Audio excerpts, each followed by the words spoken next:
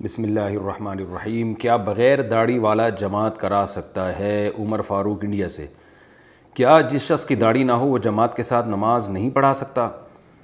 بھئی داڑھی کٹانا چونکہ فسق ہے، گناہ ہے، اس لیے ایسے شخص کو اپنے اختیار سے امام بنانا جائز نہیں ہے۔ یعنی جب آپ کو اختیار دیا جائے گا تو آپ خود سے اس کو آگے نہ کریں، لیکن اگر وہ آگے بڑھ گیا اور یا کسی اور نے بنا دیا اور آپ کو اس کو ہٹانے کی قدرت بھی نہ ہو اور قریب میں کوئی ایسا امام بھی نہ ہو جس کی اقتداء میں آپ نماز پڑھ سکیں، جو نیک آدمی ہوں، تو پھر مجبوراً اسی کے پیچھے نماز پڑھ لیں، جماعت نہ چھوڑیں، نماز ہو جائے گی۔ ماربل کا فرش پاک کرنے کا طریقہ، ملک صدیقی کراچی سے۔ ماربل کا فرش پاک کرنے کا طریقہ بتا دیں۔ اگر 3 دفعہ پونچھا لگا کر دھو دیا جائے تو کیا فرش پاک ہو جائے گا؟ دیکھیں، جب ماربل میں چونکہ پیشاب جذب نہیں ہوتا، لہذا اس میں اگر پیشاب ہوا ہے تو اس کو پراپر طریقے سے دھونا پڑے گا، پانی بہانا پڑے گا اس کے اوپر۔ بہانے کی کوئی جگہ ہی نہ ہو تو پھر 3 دفعہ اچھی طرح سے پوچھا لگا دیں اور اس کے اثرات بالکل زائل ہو جائیں تو انشاءاللہ پاک ہو جائے گا۔ کیا ٹرس والے پر اعتماد کس ٹرس والے پر اعتماد کریں؟ ذیشان کراچی سے۔ کرونا وائرس کے پھیلنے کے بعد مختلف ٹرس اور تنظیمیں غریبوں کی مدد کے لیے کام کر رہی ہیں۔ کسی ایسے ٹرس کی رہنمائی کریں جس کے ساتھ ہم تعاون کر سکیں، اور اگر آپ کی طرف سے اس کا کوئی سلسلہ ہو تو بھی بتا دیں۔ بھائی جس ٹرسٹ پہ ٹرسٹ ہے آپ اس کے ساتھ تعاون کر سکتے ہیں۔ ہم نے بھی شروع کیا تعاون کا سلسلہ۔ میرا جو چینل ہے مفتی طارق مسعود اسپیچز، یہ جو آس مفتی طارق مسعود ہے یہ بھی میرا چینل ہے، لیکن دوسرا جو بڑا چینل ہے وہ مفتی طارق مسعود اسپیچز پر ہے۔ اس پر شارٹ کلپ ریکارڈ بھی ہم نے کروا دیا ہے، اس میں بینک کا اکاؤنٹ بھی ڈال دیا ہے، تو کسی بھی طرح سے آپ رقم بھیجنا چاہیں ہم پہنچا دیں گے انشاءاللہ، اور ویسٹرن یونین کے ذریعے بھیجنا چاہیں یا اکاؤنٹ میں ٹرانسفر کرنا چاہیں، جیسے آپ کو سہولت ہو۔ وہ شارٹ کلپ آپ دیکھ لیں تو اس میں آپ کو رہنمائی مل جائے گی۔ بہت ساری قسموں کا کفارہ کیسے دیں؟ اگر کئی قسموں کے کفارے ہیں تو ان کی ادائیگی کیسے کریں؟ نیز اگر پاکستان میں دینا چاہیں تو کیا صحیح ہوگا یا نہیں؟ بلال صاحب سعودی عرب سے۔ بھائی بہت ساری قسمیں کھا کے اگر توڑی ہیں تو صحیح اور مضبوط قول تو یہی ہے کہ ہر قسم کا الگ سے کفارہ دینا پڑے گا آپ کو، لیکن اگر بہت زیادہ قسمیں جمع ہو گئیں اور ہر قسم کا کفارہ ادا کرنے میں حرج ہے تو پھر اس کی بھی گنجائش ہے۔ ایک قول یہ بھی ہے کہ تمام قسموں کی طرف سے ایک کفارہ ادا کر دیں، انشاءاللہ کافی ہو جائے گا، لیکن بہرحال یہ مرجو قول ہے، مجبوری میں تو اس پر عمل کیا جا سکتا ہے۔ نارملی جتنی قسمیں توڑی ہیں سب کا کفارہ آپ ادا کریں، اور پاکستان میں بھی دے سکتے ہیں، بالکل درست۔ آپ سعودی عرب میں رہتے ہیں، آپ پاکستان میں بھی کفارہ ادا کر سکتے ہیں۔ ڈیوٹی میں کم وقت ملے تو صرف فرض نماز پڑھنا۔ ظہر احمد امریکہ سے۔ ڈیوٹی کے دوران نماز کے لیے صرف 3 منٹ ملتے ہیں، اگر صرف فرض پڑھ لی جائے تو ٹھیک ہے۔ جی ہاں بھائی، ایسی مجبوری میں تو صرف فرض ہی پڑھ لیں، فرض غنیمت ہے، فرض پڑھنے کا موقع مل رہا ہے۔ مرد کے لیے انگوٹھی پہننا کیسا ہے؟ کیا مرد کے لیے ایک وقت میں 2 انگوٹھی پہننا جائز ہے یا نہیں؟ عمیر معاویہ کراچی سے۔ مرد چاندی کی انگوٹھی پہن سکتا ہے اور اس کی ایک مخصوص مقدار ہے جو اس وقت میرے ذہن میں نہیں ہے، 2 انگوٹھیوں میں تو وہ مقدار زیادہ بڑھ جائے گی، تو اس کی میں ڈیٹیل میں جواب بعد میں دوں گا۔ فی الحال بس اتنا ذہن میں رکھیں، مرد چاندی کی انگوٹھی پہن سکتا ہے، اس کے علاوہ نہیں۔ کتنی پہن سکتا ہے یہ پھر اگلے انشاءاللہ سیشن میں، کیونکہ وہ مقدار ابھی میرے ذہن میں ہے نہیں کہ کتنے گرام چاندی اس کے لیے جائز ہے۔ یتیم بچے کو زکوٰۃ دینے کا حکم۔ نابالغ یتیم بچے کے پاس نصاب کے برابر مال ہو جو اسے ترکے میں ملا ہو تو کیا اسے زکوٰۃ دے سکتے ہیں؟ محمد صدیق کراچی سے۔ نہیں، اس کو زکوٰۃ نہیں دے سکتے، کیونکہ یہ خود صاحب نصاب ہے اور مالدار ہے، تو اگر اس کو وراثت میں اتنے پیسے ہیں اس کے تو پھر زکوٰۃ نہیں دے سکتے۔ شوہر، بیوی، ایک بیٹا ایک بیٹی، بہت ہی چھوٹی سی فیملی ہے بھائی۔ پوچھ رہے ہیں کہ نماز کیسے پڑھیں؟ یعنی میاں بیوی، بیٹا بیٹی، 2 بچے ہی اچھے۔ گھر میں میں ہوں، میرا بیٹا 7 سال کا ہے، میری بیٹی 11 سال کی ہے اور میری وائف ہے۔ ہم گھر میں جماعت سے کس طرح نماز پڑھیں؟ عبداللہ صاحب یو کے سے۔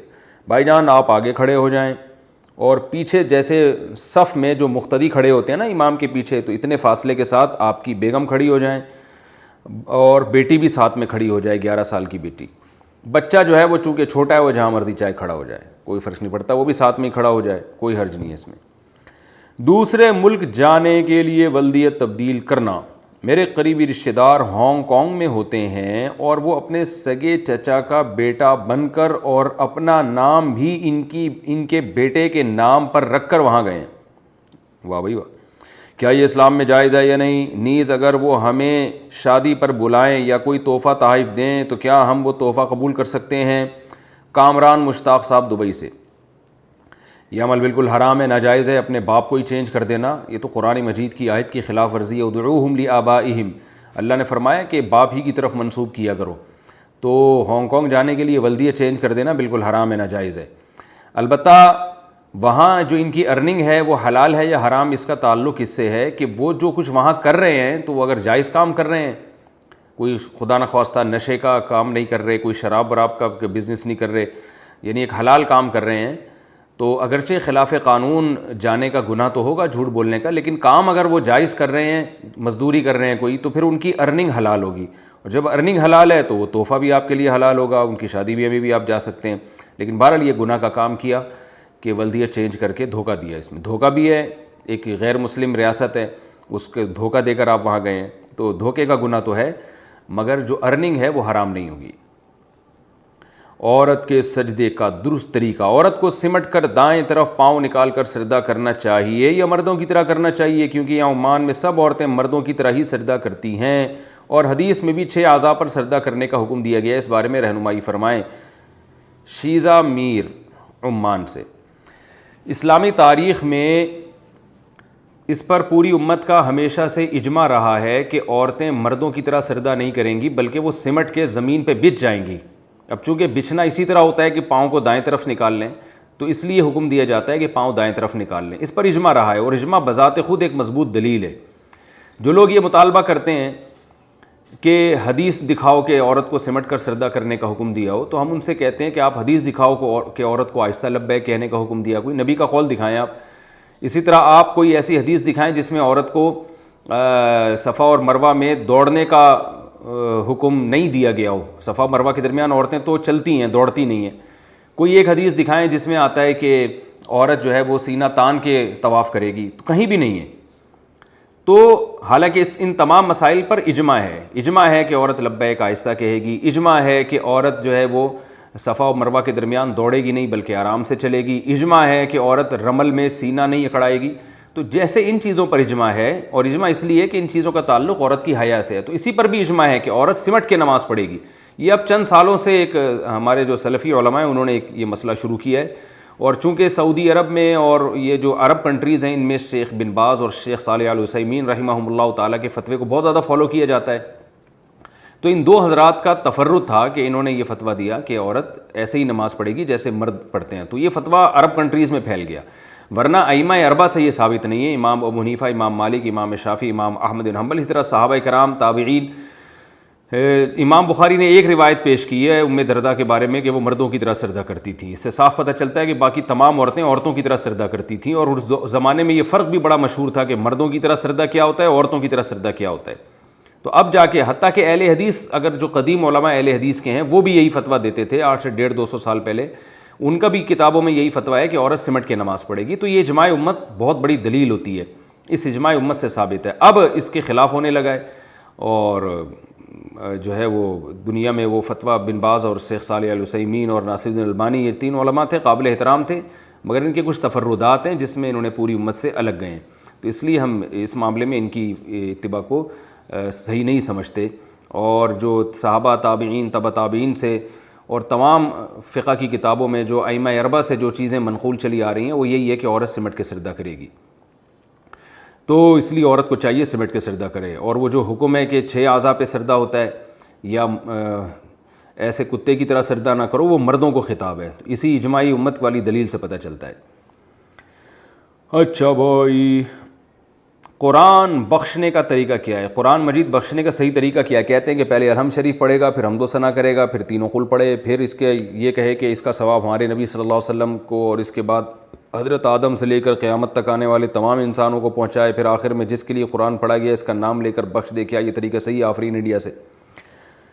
دیکھیں، قرآن بخشنے کا کوئی مخصوص طریقہ صحابہ سے ثابت نہیں ہے، صرف اتنا ثابت ہے کہ نبی صلی اللہ علیہ وسلم نے صدقہ کرنے کا حکم دیا ایک صحابیہ کو کہ وہ اپنی ماں کے لیے صدقہ کریں، تو اس سے علماء نے استدلال کیا کہ صدقہ بھی ایک نیکی ہے، تو کوئی بھی نیکی کسی کے لیے بھی کی جا سکتی ہے۔ تو بہتر تو یہی ہے کہ جس چیز کا حدیث میں صراحتاً ذکر ہے اسی کو فالو کریں، یعنی صدقات و خیرات کیا کریں میت کے لیے. لیکن کوئی قرآن یا کوئی اور نیکی پڑھ کے بھی اگر ایصال ثواب کرنا چاہتے ہیں تو بھی ٹھیک ہے، اس کا کوئی خاص طریقہ نہیں ہے، بس دل میں نیت کر لیں کہ اللہ اس کا ثواب فلاں کو پہنچے. باقی یہ جو کہا جاتا ہے پہلے الحمد شریف پھر فلاں پھر یہ، اس کا کوئی ثبوت نہیں ہے. کوئی بھی نیکی کسی بھی طریقے سے کی جا سکتی ہے اور دل میں یہ دعا کی جا سکتی ہے اللہ اس کا ثواب فلاں کو پہنچا دے. رہا یہ مسئلہ کہ اتنے ساروں کو پہنچا دے، آدم علیہ السلام سے لے کر فلاں لوگوں تک، پھر تمام پیغمبروں تک، صحابہ تک، تو یہ بھی جائز ہے کیونکہ ناجائز ہونے کی کوئی دلیل نہیں ہے. لیکن اس میں علماء کی دو رائے ہیں. بعض علماء یہ کہتے ہیں کہ ثواب تقسیم ہو کے پہنچتا ہے، تو جتنے لوگوں کو شامل کریں گے ثواب ڈیوائڈ ہو جائے گا. اور بعض کی رائے یہ نہیں کہ نہیں تقسیم نہیں ہوتا بلکہ ہر ایک کو پورا پہنچتا ہے. تو ان میں سے کسی بھی مسلک پہ کوئی مضبوط قرآن و سنت سے دلیل کسی کے پاس نہیں ہے. کہ اللہ کی رحمت سے امید کی جا سکتی ہے کہ اللہ سب کو سارا ہی ثواب پہنچا دیں، اللہ چاہیں تو ڈیوائڈ کر کے پہنچا دیں. تو اس لیے کوئی ایسا خاص طریقہ نہیں ہے، جس طرح سے چاہیں کر لیں آپ. میرا جو اپنا معمول ہے میں تو یہی کرتا ہوں کہ ایک تو صدقات و خیرات کو فوکس کرتا ہوں. جو میرا جو معمول ہے کہ جو میت کے لیے جو حدیث میں جو چیز منصوص ہے، جو متفق علیہ، اور اگر قرآن پڑھ کے کرنا چاہیں تو دل میں بس اتنی نیت کہ سورہ فاتحہ پڑھی یا کوئی بھی سورت پڑھ لی، اللہ اس کا ثواب فلاں کو پہنچے، تو سب طریقے ٹھیک ہیں. 15 شعبان کے مسنون اعمال. 15 شعبان کے مسنون اعمال کون سے ہیں؟ ظاہر شاہ 4 سدہ سے. بھائی میرا جو چینل ہے دوسرا مفتی طارق مسعود اسپیچز، اس پر میں نے یہ تفصیل سے 15 شعبان کی حقیقت کو بیان کیا ہے. اس میں صرف کوئی چاہے تو عبادت کرے انفرادی طور پر، اور عبادت کا کوئی مخصوص طریقہ ثابت نہیں ہے. جس طرح سے نارمل عبادت ہوتی ہے وہی کرے، اور تنہائی میں کرے، یعنی گھر پہ. مسجدوں میں جتھے لگانا یا ہجوم اکٹھا کرنا یہ درست نہیں ہے، یعنی اس رات میں. اور 15 شعبان کا روزہ بہرحال ثابت نہیں ہے، تو بس رات کو جتنی چاہیں اللہ توفیق دے عبادت کر لیں جمہور کے قول پر عمل کرتے ہوئے. کیا موجودہ حالت میں چلے پر جا سکتا ہوں؟ ہمارے محلے سے چلے کی جماعت بن رہی ہے اس وقت میں ہمارے لیے جماعت میں جانا کیسا ہے؟ جبکہ علماء کرام کہہ رہے ہیں کہ اس وقت گھر پہ رہیں. احمد سہیل اتر پردیش. میرا خیال ہے یہ پرانا سوال ہے، مجھے آج ملا ہے. تبلیغ جماعت میں تو پابندی لگی ہوئی ہے، وہ خود تشکیلات نہیں کر رہے، وہ حکومت کے قانون کو فالو کر رہے ہیں. تو جماعت کے جو اکابر بزرگ ہیں وہ بھی منع کر رہے ہیں جماعتوں میں جانے سے، یعنی انہوں نے بھی فی الحال جو ہے وہ اپنے کام کو روک لیا ہے. اور حکومت کے قانون کا بھی تقاضا یہی ہے کہ فی الحال آپ نہ جائیں، گھر میں بیٹھیں. کیا کفن سفید رنگ کا ضروری ہے؟ کیا کفن کا رنگ سفید کے علاوہ کسی اور رنگ کا بھی ہو سکتا ہے؟ شہزاد پشاور سے. بھائی کفن کسی بھی رنگ کا ہو سکتا ہے، سفید ضروری نہیں ہے. حدیث میں ترغیب ہے کہ سب سے بہتر رنگ جو ہے وہ سفید ہے، تو کفینوا فیہا موتاکم، مردوں کو اس میں کفن دیا کرو. لیکن صحابہ کرام سفید رنگ کا اہتمام نہیں کرتے تھے، جو کپڑا میسر آتا تھا وہ کفن کے طور پہ پہنا دیا جاتا تھا. 10 سال کے روزوں کا کفارہ کیسے ادا کروں؟ عبداللہ شاکر دبئی سے. میری عمر ابھی 25 سال ہے. میں نے بالغ ہونے کے بعد سے ابھی تک رمضان کے روزوں کا اہتمام نہیں کیا. کبھی تو میں رات سے ہی روزے کی نیت نہیں کرتا تھا، اور کبھی رات میں نیت کر لیتا تھا اور دن میں توڑ دیتا تھا. اب میں نے سنا ہے کہ روزہ توڑنے پر 60 دن لگاتار روزے رکھنے پڑیں گے. میرے لیے یہ تقریباً ناممکن سی بات ہے، کیونکہ پہلی بات یہ کہ مجھے حساب نہیں کہ کتنے روزے توڑیں. دوسری بات یہ کہ اتنے سالوں کے روزے رکھنے میں کئی سال گزر جائیں گے، اور ایک بھی بیچ میں ٹوٹ گیا تو دوبارہ سے شروع کرنا پڑے گا. اس بارے میں میری رہنمائی فرمائیں کہ میں کیا کر سکتا ہوں کہ اس گناہ سے بھی بچ جاؤں اور کفارہ بھی ادا ہو جائے. بھائی عبداللہ شاکر صاحب، بس اب توبہ کریں. پہلے تو 2 رکعت پڑھ کے اللہ سے گڑ گڑا کہ آپ نے رمضان کا روزہ چھوڑا بھی اور توڑا بھی. بہت بڑا گناہ ہے چھوڑنا بھی اور توڑنا بھی. اللہ سے گڑ گڑا کے توبہ کریں، اللہ غفور رحیم ہے، معاف کرنے والا ہے. اور آئندہ کے لیے پختہ عزم کریں، اب زندگی میں کبھی نہ تو رمضان کا روزہ چھوڑیں گے اور نہ توڑیں گے. اس توبہ کا فائدہ یہ ہوگا کہ پچھلے سارے گناہ اللہ آپ کے معاف کر دے گا انشاءاللہ. باقی رہا مسئلہ قضا اور کفارے کا، تو جو روزے چھوڑے ہیں اندازہ لگا لیں کتنے چھوڑے ہیں. وہ تمام روزوں کا ایک لمسم اندازہ ہی لگایا جا سکتا ہے. آپ کی عمر 25 سال ہے تو ظاہر ہے بہت زیادہ تو 14 سال میں بالغ ہو گئے ہوں گے، تو 11 سال یہ بنتے ہیں، تو 11 کو 30 سے ضرب دیں، ٹھیک ہے نا. 11 کو جب آپ نے 30 سے ضرب دیا تو 330 ہو گئے. تو 330 روزے سارے رمضان کے، تو اس میں کچھ رکھے بھی ہوں گے. تو ایک لمسم اندازہ لگا کے کہ کتنے روزے آپ نے چھوڑے ہیں، تو جو چھوڑے ہیں ان کی قضا کر لیں. تو ایک دم سے قضا کرنا ضروری نہیں ہے، تھوڑے تھوڑے کر کے رکھ لیں، سردیوں میں رکھ لیا کریں تاکہ جلدی سے یہ قضا ختم ہو. اور جو توڑے ہیں تو وہ ان کا کفارہ لازم ہے، کیونکہ بالغ ہونے کے بعد اگر رمضان کا روزہ آپ توڑ دیں تو کفارہ ادا کرنا پڑے گا. لیکن توڑنے میں دو طرح سے اگر توڑا جائے تو پھر کفارہ ادا ہوتا ہے. اگر آپ میرڈ ہیں، وائف سے آپ نے، بیوی سے روزے کے دوران ہم بستری کر لی، جمع کر لیا، تو بھی روزہ ٹوٹ گیا اور اس کا بھی کفارہ ہے.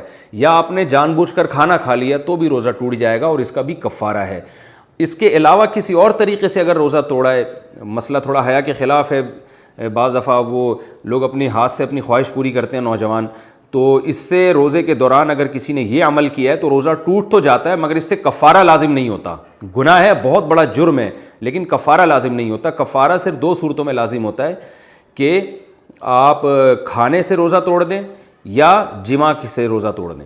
تو ان دونوں صورتوں میں کفارہ بھی لازم ہے، قضا بھی لازم ہے. اب اگر جماع سے روزہ توڑا ہے، یعنی بیوی سے ہم بستری کر کے اگر روزہ توڑا ہے، تو ایک رمضان میں جتنے روزے توڑے ہیں تو ان تمام کی طرف سے ایک ہی کفارہ ادا کرنا پڑے گا. اگلے رمضان میں دوبارہ اگر توڑے ہیں تو اس اگلے رمضان کا ایک کفارہ کافی ہے. یعنی ہر روزے کے 60 روزے نہیں رکھنے پڑیں گے، بلکہ ایک رمضان میں جتنی دفعہ بھی روزے توڑے ہیں تو 60 روزے ان پورے رمضان کی طرف سے کفارہ ہو جائے گا. اور اگلے رمضان میں اگر روزہ توڑا ہے تو بھی 60 روزے اگلے رمضان کی طرف سے. تو جتنے رمضانوں میں روزے توڑے ہیں اتنے کفارے آپ پر لازم ہوں گے، بشرطے کہ بیوی سے جمع کر کے روزہ توڑا ہو. لیکن اگر روزہ کھانے سے توڑا ہے تو اس میں علماء کے دو قول ہیں. ایک قول تو یہی ہے کہ ایک رمضان میں جتنے روزے توڑے ہیں ایک کفارہ سب کی طرف سے کافی ہے. الگ الگ رمضان میں اگر توڑیں گے تو الگ الگ کفارے ادا کرنے پڑیں گے. لیکن ایک دوسرا قول بھی ہے اور اس پر فتویٰ بھی دیا گیا ہے کہ کھانے سے اگر آپ نے روزہ توڑا ہے تو جتنے بھی رمضانوں میں جتنے بھی روزے توڑے ہیں آپ نے، اب جب آپ توبہ کر رہے ہیں تو ایک کفارہ ادا کر لیں، وہ پچھلے تمام رمضانوں کے تمام روزوں کی طرف سے کافی ہو جائے گا. تو میرا خیال ہے 25 سال میں آج کل شادیاں ہوتی نہیں ہیں تو آپ نے شاید کھانے پینے سے ہی روزہ توڑا ہوگا. تو اب خلاصہ یہ نکلا کہ ایک تو توبہ کریں کہ اے اللہ جو میں نے روزے توڑے اور چھوڑے میں توبہ کرتا ہوں، آئندہ نہ توڑوں گا نہ چھوڑوں گا. اور پھر آپ نے کیا کرنا ہے کہ 60 روزے رکھ لیں.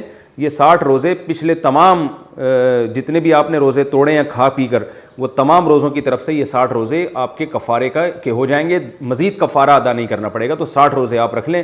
اللہ آپ کی مدد فرمائے اور آپ کو توبہ پر قائم رہنے کی توفیق عطا فرمائے، اور جو ہے آئندہ رمضان کی اہمیت اور رمضان کی جو ہے نا روزے کی اہمیت کو سمجھنے کی توفیق عطا فرمائے.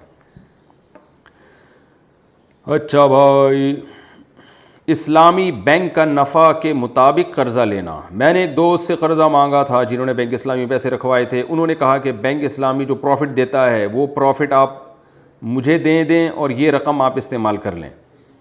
جب تک یہ پیسے آپ کے پاس رہیں گے اس وقت تک بینک اسلامی کا جو حساب کتاب ہے وہ میں آپ سے لے لوں گا. کیا اس طرح قرضہ دینا درست ہے؟ حنیف کراچی سے. قرضہ دے کر کسی بھی طرح کا پروفٹ لینا جائز نہیں ہے. بس اتنا ہو سکتا ہے کہ انہوں نے جو کہا کہ بینک اسلامی سے جو پروفٹ آتا ہے وہ پروفٹ آپ مجھے دے دیں اور یہ رقم آپ استعمال کر لیں. تو جتنا پروفٹ آ رہا ہے اتنی ہی رقم دے رہے ہیں تو ٹھیک ہے. پروفٹ سے زیادہ دے رہے ہیں تو بھی حرام ہے، پروفٹ سے کم دے رہے ہیں تو بھی حرام ہے. ایک رکعت وتر کی تلافی کیسے کروں؟ میں نے آپ کا جواب سن لیا ہے کہ 3 رکعت وتر پڑھنا صحیح ہے. میں 2 مہینے سے 1 رکعت وتر پڑھ رہی تھی، اب کیا مجھے دوبارہ لوٹانی ہوگی یا وہ ادا ہو گئی؟ بنت وسیم کراچی سے. امام ابو حنیفہ کے نزدیک 1 رکعت کافی نہیں ہے. اس کے مختصر دلائل تو میں دے چکا ہوں، تفصیلی بھی دلائل انشاءاللہ کبھی دوں گا. تو اس لیے احتیاط اسی میں ہے کہ آپ وہ لوٹا لیں، لیکن ایک دم سے لوٹانا ضروری نہیں ہے. ہر وتر کے ساتھ ایک پہلے بھی یعنی پچھلے بھی 3 وتر قضا کی نیت سے لوٹا لیا کریں تو 1 مہینے میں ادا ہو جائیں گے. راشن کی صورت میں زکوٰۃ دینے کا حکم. آج کل کی جو صورتحال چل رہی ہے کہ عام ضرورت مندوں کو زکوٰۃ کے پیسوں سے راشن وغیرہ کے تھیلے بنا کر دے سکتے ہیں. عمران صاحب سعودی عرب سے. جی ہاں بھائی دے سکتے ہیں. بچے کی کون سی الٹی ناپاک ہے؟ میرا ایک چھوٹا سا بچہ ہے جس کی عمر 7 ماہ ہے، اور جب وہ الٹی کرنا چاہتا ہے، تو جب وہ الٹی کرتا تھا چاہے تھوڑی ہو یا منہ بھر کے ہو، جو میری بیوی ہے اسے دھوئے بغیر نماز پڑھ لیتی تھی. بعد میں جب مسئلہ معلوم ہوا کہ وہ ناپاک ہوتی ہے تو اب وہ ان نمازوں کی قضا کر رہی ہے. اس بارے میں وضاحت فرما دیں کہ بچے کی الٹی پاک ہوتی ہے یا ناپاک. محمد یاسر شارجہ سے. بچہ اگر منہ بھر کے الٹی کرے نا فل اسپیڈ کے ساتھ پورا منہ بھر کے تو وہ الٹی ناپاک ہوتی ہے, تو اس کو دھوئے بغیر نماز نہیں ہوگی. تو آپ کی اہلیہ جو یہ کرتی نہیں ہے, تو جتنی الٹیوں والے کپڑے تھے جس میں نماز پڑھی ہے ایک اندازے سے ان نمازوں کی قضا لوٹا لیں. بچے کو الٹی سے جو ہے نا, مجھے ایک لطیفہ یاد آ رہا ہے. علامہ اقبال جب چھوٹے سے تھے نا تو بازار میں گئے تو لکھا ہوا کہ بازار میں, انہوں نے پڑھا کہ لکھا ہوا تھا بازار میں بڑھیا کو الٹی آ گئی. اصل میں وہ لکھا ہوا تھا بازار میں بڑھیا کوالٹی آ گئی ہے, تو پڑھ رہے تھے بازار میں بڑھیا کو الٹی آ گئی. ایسا بھی ہوتا ہے. اچھا بھائی, ایک دفعہ میں کہیں, پرانے وقتوں کی بات ہے 93 94 کی, کہیں ہم لوگ عربی گرامر پڑھ رہے تھے, تو میں کہیں مدرسے سے باہر نکلا تو میں نے دیوار پہ لکھا ہوا دیکھا کہ ویلکم آفاق احمد. اس وقت متحدہ کا بڑا زور تھا, متحدہ حقیقی جن کے جو سربراہ تھے آفاق احمد تھے, تو لکھا ہوا تھا ویلکم آفاق احمد. ہم چونکہ عربی گرامر پڑھتے تھے تو ویلکم عربی کا لفظ ہے, اس کا مطلب تم تباہ ہو جاؤ. تو میں کہہ رہا تھا یار یہ کون ناظم آباد کے ایریے میں اتنی بڑی گالی دے رہا ہے اور کھلے عام دیوار پہ ویلکم, تو پتہ چلا لکھا ہوا ہے ویلکم. تو انسان جو پڑھ رہا ہوتا ہے نا اس کے دماغ میں وہی گونج رہا ہوتا ہے. کراچی میں ایک مشہور جگہ ہے لسبیلا چوک, تو ایک عربی ہم سے پوچھ رہے تھے یہ لی سبیل ہی چوک کدھر ہے. وہ لی سبیل ہی بنا دیا انہوں نے, عربی کا لفظ ہے نا سبیل. ہم نے کہا لی سبیل ہی چوک کا پتہ نہیں ہے, جمعہ گلن سے پوچھ لو. وہ اصل میں جمعہ گل تھے بلوچی, تو ان کو ہم نے کہا یہ جمعہ گلن سے پوچھ لو. تو یہ ہوتا ہے. تو یہ جب بھی میں کہیں پڑھتا ہوں نا کہ الٹی, بچے کو الٹی, تو وہ مجھے علامہ اقبال والا لطیفہ یاد آتا ہے, اور اس کے ساتھ پھر اور ضمناً بہت سی چیزیں یاد آنا شروع ہو جاتی ہیں. کیا نہار منہ پانی پینا سنت ہے, تنزیل اختر سکھر سے. کیا نہار منہ پانی پینا سنت ہے, نیز سرما لگانے کا مصنون طریقہ بتا دیں. بھائی سرما جیسے چاہیں لگائیں یار. نہار منہ پانی پینا سنت ہے, نہیں سنت نہیں ہے. پیاس لگے تو پانی پیا کریں, نہیں لگے تو تمیز سے بیٹھے رہا کریں. خام خواہ میں اٹھ کے صبح پانی چڑھانا یہ کوئی کھوپڑی میں آنے والا کام نہیں ہے. بچے کو آپ کی طرح مفتی کیسے بناؤں؟ مفتی صاحب میں آپ کا بہت بڑا فین ہوں, آپ کا ہر بیان سنتا ہوں, میرا نام اسلام ہے, میرے بیٹے کا نام نور اسلام ہے, میں اسے عالم دین بنانا چاہتا ہوں تاکہ وہ بھی بڑا ہو کر دین کی خدمت کرے اور مفتی کرام بنے. اس بارے میں رہنمائی فرمائیں کہ میں اس کی کس طرح تربیت کروں کہ وہ بڑے ہو کر مفتی کرام بنے. اچھا, اسلام بہادر انڈیا. بھائی اللہ مجھے سب سے پہلے نیک آدمی بنائے اور مجھے واقعی حقیقی معنی میں مفتی بنائے, عالم بنائے. جیسا لوگ گمان کر رہے ہیں اللہ حقیقت میں مجھے ایسا ہی بنا دے, یا تو آخرت میں پتہ چلے گا کون کتنے پانی میں. تو بس ہم بھی اللہ سے دعا کرتے ہیں جیسا لوگ سمجھ رہے ہیں اللہ ایسا ہی بنا دے ہمیں. حقیقت کیا ہے تو اللہ ہی جانتا ہے. یہ تو آخرت کا معاملہ بڑا خطرناک ہے. تو باقی آپ اپنے بچے کے لیے دعا کریں اللہ مجھے میرے بچے کو نیک عالم بنا دے, نیک مفتی بنا دے. اس طرح سے دعا کیا کریں. یہ نہ کہا کریں ان جیسا بنا دے, وہ پتہ نہیں خود کس جیسے ہیں, یہ آپ کو کیا پتہ. تو کسی کے بارے میں یقین سے کہنا کہ یہ بہت اچھا ہے, یہ خطرناک بات ہے. غالب بس یوں کہنا چاہیے ہمارا خیال ہے کہ یہ اچھے آدمی ہیں. تو بس جیسے اس دن بھی میں نے مسئلہ یہ ڈیٹیل سے بتایا تھا, آپ اگر مجھے اچھا سمجھتے ہیں تو آپ یہ کہیں بھائی ہمارا خیال ہے کہ مفتی صاحب اچھے آدمی ہیں, بظاہر اچھے ہی ہیں. تو ظاہر ہے سب مسلمان اچھے ہی ہوتے ہیں جب تک کہ برے ہونے کی کوئی واضح دلیل نہ ہو. تو اس طرح دعا مانگنے کے بجائے کہ ان جیسا یوں نہ کہا کریں, یوں دعا مانگا کریں اے اللہ نیک عالم بنا دے, نیک مفتی بنا دے, اور دین کا بہت میرے بیٹے سے اے اللہ تو کام لے لے. باقی کیسے بنائے کیسے کام لے لے, تو اس کا طریقہ یہ ہے کہ آپ جہاں رہتے ہیں وہاں انڈیا میں رہتے ہیں نا, تو دارالعلوم دیوبند جائیں, وہاں رابطہ کریں, اپنے بچے کو مدرسے میں ایڈمیشن دلوائیں, یا وہ کوئی مدرسہ آپ کو بتاتے ہیں اچھا تو وہاں بچے کو جو ہے وہ ایڈمیشن دلوا دیں. گھر بیٹھے بیٹھے تو نہیں بنے گا نا, مدرسے میں داخلہ دلوانا پڑے گا آپ کو. وہ ایک مولانا صاحب حلوے بہت کھاتے تھے, بدعتی تھے وہ, تو ایک دن دعا مانگنے لگے رو رو کے اللہ مجھے شہادت عطا فرما. تو انہوں نے کہا مولانا صاحب کبھی میدان جہاد میں تو گئے نہیں ہو, اب حلوے میں تھوڑی کوئی بم رکھ کے دے گا آپ کو. تو صرف دعاؤں سے کام نہیں چلتا, محنت بھی کرنی پڑتی ہے. تو آپ اپنے بچے کو مدرسے میں داخل کریں اور اسی حساب سے علماء سے وہاں انڈیا میں مشورہ لے کے اس کی تربیت کرنا شروع کر دیں. 10 سالہ بچے کے پیچھے نماز پڑھ سکتے ہیں کیا؟ گھر میں 7 یا 10 سالہ بچے کو امام بنا کر نماز پڑھی جا سکتی ہے؟ عبدالرحمٰن نہیں پڑھی جا سکتی. امام کا بالغ ہونا ضروری ہے. ہاں نابالغ بچہ نابالغ بچوں کو نماز پڑھا سکتا ہے, بالغوں کو نہیں پڑھا سکتا. روزے میں ناخن کاٹنا, تیل اور سرما لگانا. کیا روزے کی حالت میں ناخن کاٹ سکتے ہیں؟ تیل اور سرما لگانے کے بارے میں بھی وضاحت فرما دیں محمد اقبال انڈیا سے. یہ سارے کام جائز ہیں روزے کی حالت میں. کیا باپ اکلوتی بیٹی کا نام جائیداد کر سکتا ہے؟ کیا باپ اپنی زندگی میں اپنی اکلوتی بیٹی کا نام ساری جائیداد کر سکتا ہے؟ ابو بکر. باپ کی وراثت میں بیوی کا, اس کی وائف کا حصہ بھی ہوتا ہے, اس کے والدین کا بھی ہوتا ہے. تو اگر یہ سب حیات ہیں اور یہ سب خوشی سے اجازت دے رہے ہیں کہ بھئی آپ اپنی بیٹی کے نام ساری جائیداد کر دیں تو کر دیں آپ. جائز ہے، لیکن بیٹی کے نام جائیداد کرنے سے بیٹی کی ملکیت ثابت نہیں ہوتی. بیٹی اگر بالغ ہے تو اس کو قبضہ دینا بھی ضروری ہے، مکمل دستبردار ہو جائے اس سے.